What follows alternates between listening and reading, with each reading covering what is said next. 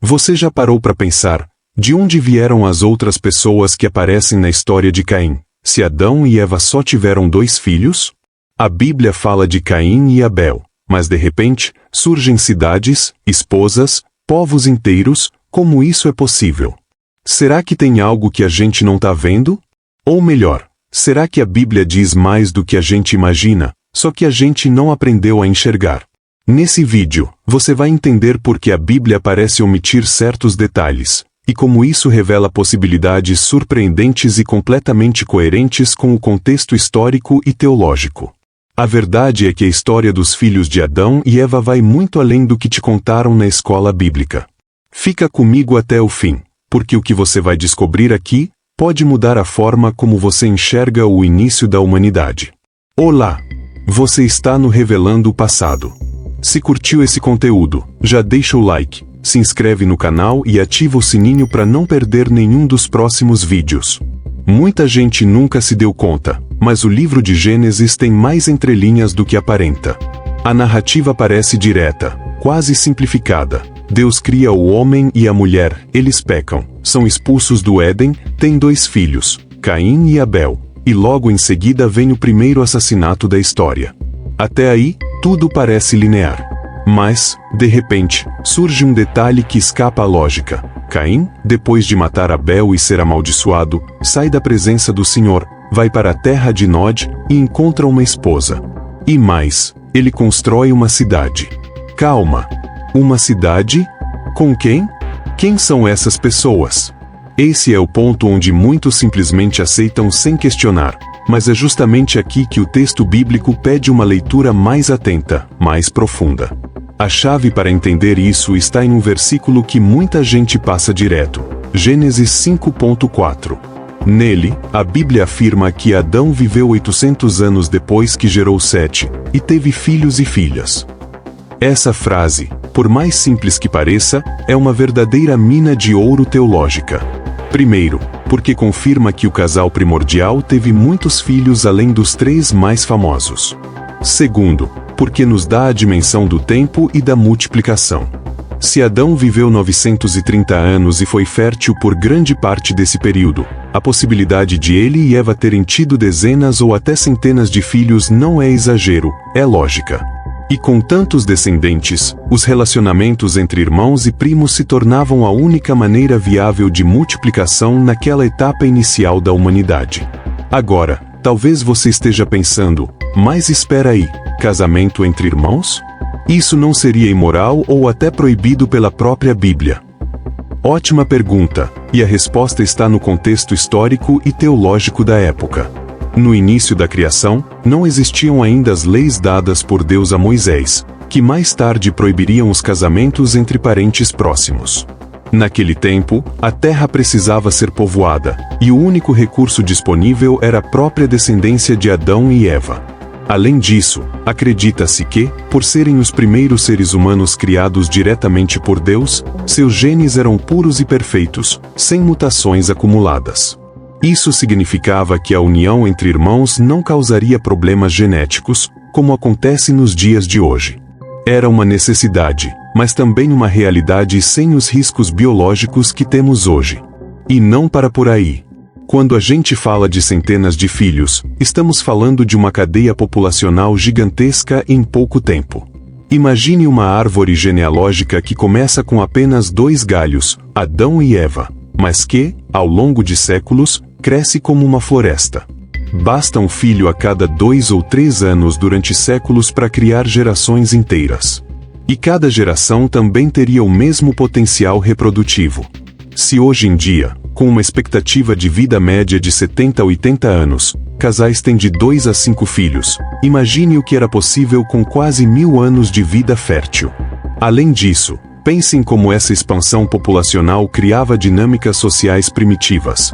Grupos familiares se estabelecendo, territórios sendo delimitados, funções sendo divididas, caçadores, cultivadores, construtores, tribos se formando. Não é exagero imaginar que essas pessoas começaram a organizar estruturas semelhantes às que vemos nas civilizações antigas, mas ainda em estágio muito rudimentar. Ou seja, a cidade construída por Caim pode ter sido um aglomerado de famílias, um centro primitivo, um espaço de reunião para uma população que crescia aceleradamente. Agora, voltando ao ponto que gera tanta confusão, por que a Bíblia não detalha tudo isso? Por que não dá nome a todos esses filhos e filhas? A resposta está no propósito do texto. A Bíblia não é uma enciclopédia histórica. Ela é um livro de revelação. A preocupação central não é contar a história de toda a humanidade, mas revelar o plano de salvação. Por isso, o foco está nas linhagens que conduzem até os grandes personagens da fé, como Noé, Abraão, Moisés, finalmente, Jesus. Os outros filhos de Adão e Eva são mencionados apenas como base para esse pano de fundo humano, mas não são o foco da narrativa. E aqui entra um ponto fascinante: o silêncio da Bíblia também comunica. O que ela não diz diretamente, ela insinua. E quando a gente lê com atenção, percebe as pistas deixadas nas entrelinhas.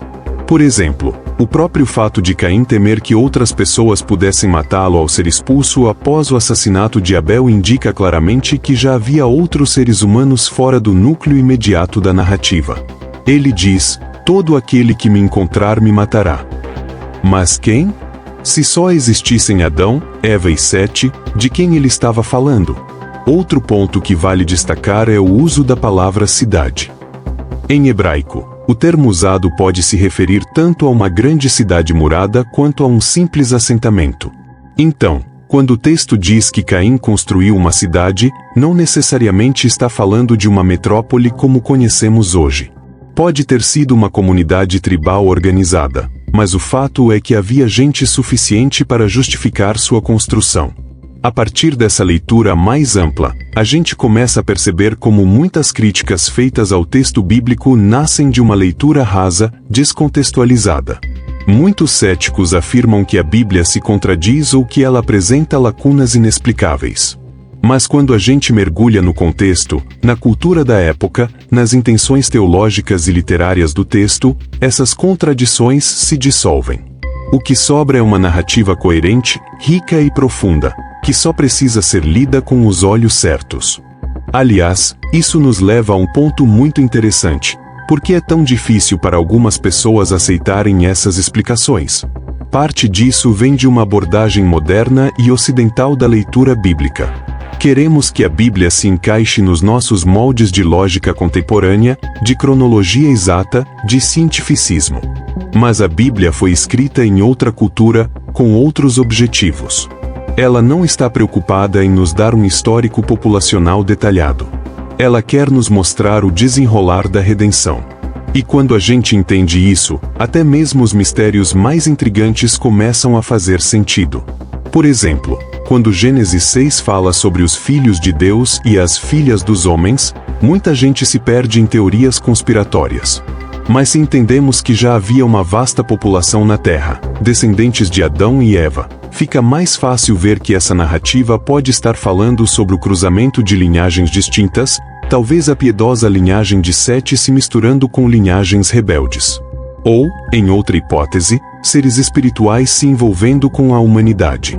Em qualquer cenário, o pano de fundo populacional já existia, e era imenso. Outro fator importante, entender que Adão e Eva tiveram muitos filhos nos ajuda a enxergar como a humanidade se espalhou de forma tão rápida e diversificada. Isso ajuda a resolver questões arqueológicas, antropológicas e até debates teológicos sobre os povos pré-adâmicos, que muitos tentam encaixar na narrativa bíblica. A própria existência de outras civilizações antigas não precisa entrar em conflito com a Bíblia se entendermos que o Gênesis não está tentando contar toda a história da humanidade, mas apenas a história da promessa. E tudo isso fortalece a fé, porque mostra que a Bíblia aguenta ser questionada. Ela não é frágil. Ela não precisa de defesas apressadas ou explicações mágicas. Ela é sólida.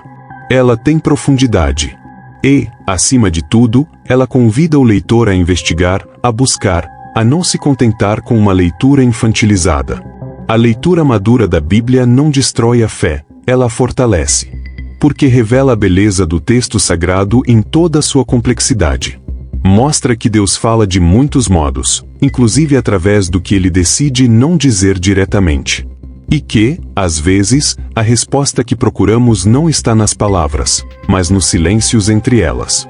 Agora me diz, você já tinha pensado nisso antes? Já tinha refletido sobre quantos filhos Adão e Eva realmente tiveram?